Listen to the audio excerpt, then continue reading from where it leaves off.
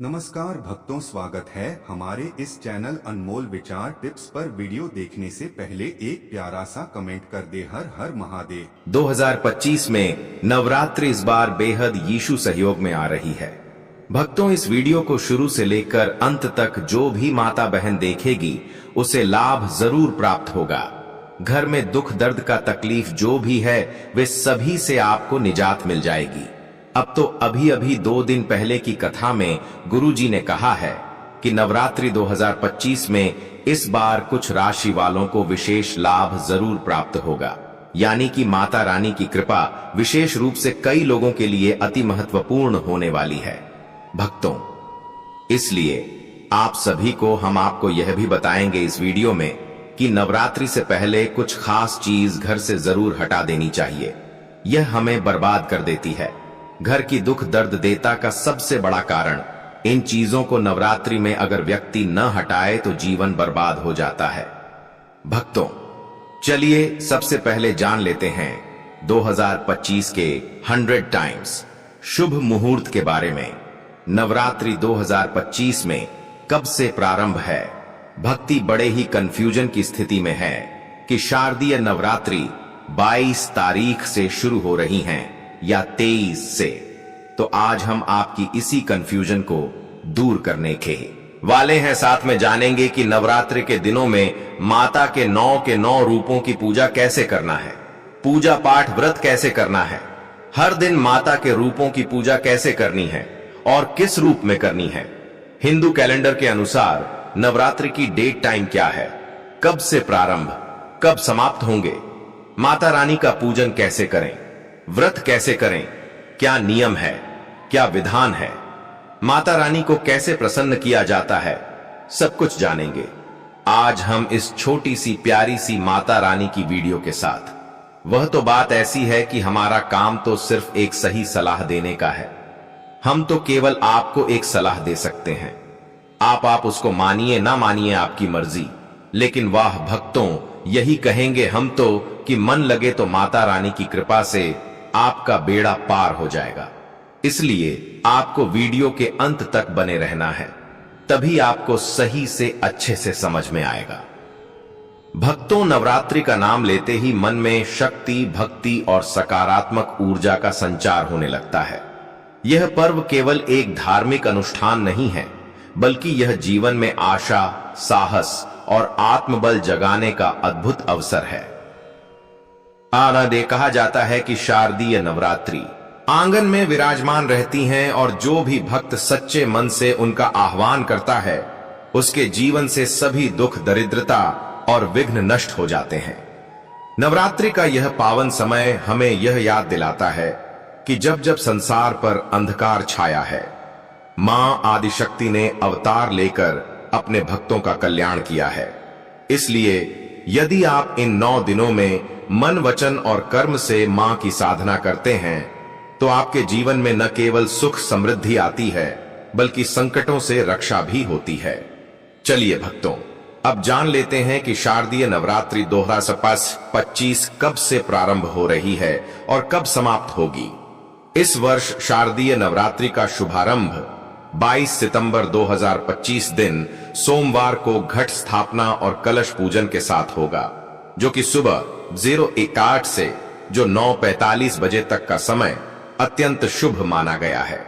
इसके बाद 9 दिनों तक मां दुर्गा के 9 स्वरूपों की पूजा अर्चना, व्रत और भजन कीर्तन किए जाएंगे। नवरात्रि का समापन 30 सितंबर 2025 दिन मंगलवार को महानवमी के साथ होगा और उसके अगले दिन अक्टूबर 2025 को विजयादशमी या दशहरा का पर्व मनाया जाएगा।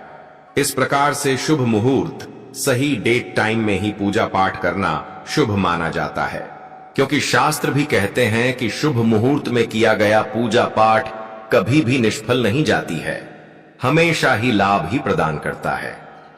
तो आइए भक्तों, अब आपको शारदीय नवरात्रि 2025 से पहले घर से यह चीजें फौरन हटा। तो चलिए भक्तों, जान लेते हैं कि वह कौन सी अपवित्र का हुआ वस्तु है जो घर से तुरंत नवरात्रि आने से पहले हटा देना चाहिए। इसके लिए आपको वीडियो को पूरा ही देखना हुआ, तभी आपको सही सटीक जानकारी प्राप्त होगी। और अगर वीडियो जरा सा भी पसंद आता है तो माता रानी की इस वीडियो को एक लाइक जरूर करेगा और चैनल को सब्सक्राइब जरूर ही कर लेना, ताकि सबसे पहले आपको वीडियो के नोटिफिकेशन प्राप्त हो सके। तो चलिए जान लेते हैं कि कौन सी वह अशोक वस्तु है जो घर से शारदीय नवरात्रि से पहले ही हटा देना शुभ होता है। तो सबसे पहले वस्तु टूटा फूटा बर्तन। शास्त्रों और वास्तुशास्त्र में यह स्पष्ट कहा गया है कि टूटा फूटा सामान घर में दरिद्रता और अशुभता को आकर्षित करता है। विशेषकर टूटे फूटे बर्तन जैसे दरार वाले गिलास, कटोरी, थालियां या चटकन पड़ी हांडी डोंगियां, ये सब घर की सकारात्मक ऊर्जा को नष्ट कर देते हैं। जब हम ऐसे बर्तनों का उपयोग करते हैं तो यह संदेश जाता है कि हम अपूर्णता और कमी के साथ जीने के आदी हो गए हैं। यह मनुष्य की मानसिकता को भी प्रभावित करता है और घर के भीतर धीरे धीरे गरीबी और कंगाली का वास होने लगता है। नवरात्रि के पावन दिनों से पहले ऐसे बर्तनों को बाहर निकाल देना या त्याग देना चाहिए। जब घर से ये अपवित्र वस्तुएं निकल जाती हैं तो वातावरण स्वच्छ, पूर्ण और सकारात्मक बनता है। मां दुर्गा का स्वरूप समृद्धि और पूर्णता का प्रतीक है, इसलिए माता ऐसे घर में कभी प्रवेश नहीं करती जहां टूटा फूटा बर्तन रखा हो। इन वस्तुओं को हटाने से मां की कृपा से धन धान्य की वृद्धि होती है और घर में कभी अभाव का संकट नहीं आता। दूसरी वस्तु है पुरानी झाड़ू। झाड़ू केवल घर की गंदगी साफ करने का साधन नहीं है, बल्कि यह घर की लक्ष्मी का प्रतीक मानी जाती है। यही कारण है कि झाड़ू को हमेशा आदरपूर्वक और सही स्थान पर रखा जाना चाहिए। लेकिन जब वही झाड़ू पुरानी, टूटी या घिस चुकी हो और घर में पड़ी रह जाए तो यह दरिद्रता का संकेत बन जाती। वास्तुशास्त्र के अनुसार टूटी हुई झाड़ू घर में रखने से धन की हानि होती है और लक्ष्मी नाराज होकर घर से चली जाती हैं। खासकर नवरात्रि के समय जब हम मां दुर्गा का स्वागत कर रहे हों, तब यह आवश्यक है कि हम पुरानी झाड़ू को हटाकर नई झाड़ू का उपयोग करें। यह केवल एक बदलाव नहीं, बल्कि नकारात्मकता से सकारात्मकता की ओर बढ़ने का प्रतीक है। जब घर में नई झाड़ू आती है तो ऐसा माना जाता है कि लक्ष्मी और दुर्गा दोनों का घर में स्थायी वास होता है। परिवार में सुख समृद्धि का विस्तार होता है और दरिद्रता के सारे द्वार बंद हो जाते हैं। अगर झाड़ू को सही दिशा में ना रखा जाए तो माता लक्ष्मी घर में प्रवेश नहीं करती है, क्योंकि झाड़ू माता लक्ष्मी का ही प्रतीक है। जिस प्रकार से झाड़ू की पूजा पाठ होती है, उसी प्रकार से झाड़ू का शास्त्रों में बहुत अधिक महत्व बताया गया है। तीसरी वस्तु है मकड़ी के जाले। घर में कहीं भी मकड़ी के जाले लगे रहना बहुत बड़ा वास्तु दोष माना गया है।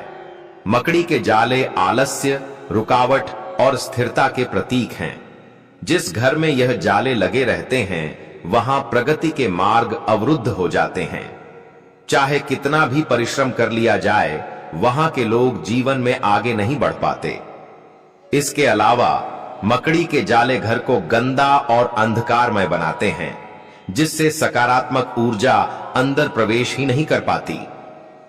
नवरात्रि से पहले पूरे घर की गहराई से सफाई करके इन जालों को हटा देना चाहिए। जब घर हर कोने से साफ सुथरा हो जाता है तो वहां मां दुर्गा राजिया का प्रवेश सरल हो जाता है। यह शुद्धता का प्रतीक है और इससे घर का हर सदस्य नई ऊर्जा, उत्साह और उन्नति की ओर अग्रसर होता है। मां दुर्गा शुद्ध और पवित्र स्थान पर ही निवास करती हैं, इसलिए मकड़ी के जालों को हटाना उनकी कृपा पाने का पहला कदम है। चौथी वस्तु है कांटेदार पौधे। कांटेदार पौधों का घर में रहना वास्तु और धार्मिक दृष्टि से अशुभ माना गया है। ये पौधे न केवल बाहरी रूप से चोट पहुंचाते हैं, बल्कि इनसे नकारात्मक ऊर्जा भी फैलती है। विशेषकर कैक्टस जैसे पौधे घर में कलह, क्लेश और आपसी तनाव का कारण बनते हैं। यह घर के सदस्यों के बीच आपसी प्रेम और सामंजस्य को नष्ट कर देते हैं। यदि नवरात्रि जैसे पावन अवसर पर ऐसे पौधे घर में रखे रह जाएं, तो यह मां दुर्गा के प्रवेश में बाधा डालते हैं। तो दोस्तों, वीडियो ज्यादा लंबा नहीं करेंगे, वीडियो को यही समाप्त कर देते हैं। जाते जाते एक प्यारा सा कमेंट जरूर कर देना। हर हर महादेव, जय शिव शंभू।